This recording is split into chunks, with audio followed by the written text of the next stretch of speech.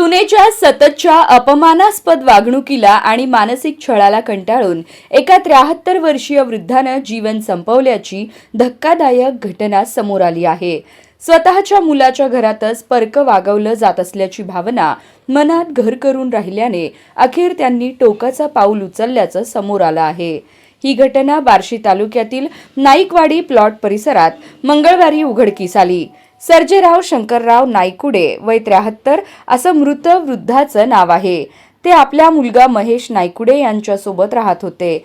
त्यांचे दुसरे चिरंजीव उमेश नाईकुडे आणि सून सारिका नाईकुडे हे कुर्डुवाडी रोड परिसरात राहतात.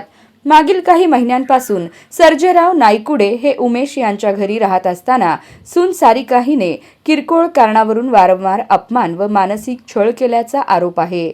तिने सासऱ्यांना घरातून हाकलून देण्याची धमकी दिल्याचंही फिर्यादीत नमूद आहे. या सततच्या त्रासाला कंटाळून सर्जेराव यांनी 10 मार्च रोजी जीवन संपवलं. या प्रकरणी सुनेविरोधात गुन्हा दाखल करण्यात आला असून पोलीस अधिक तपास करत आहेत.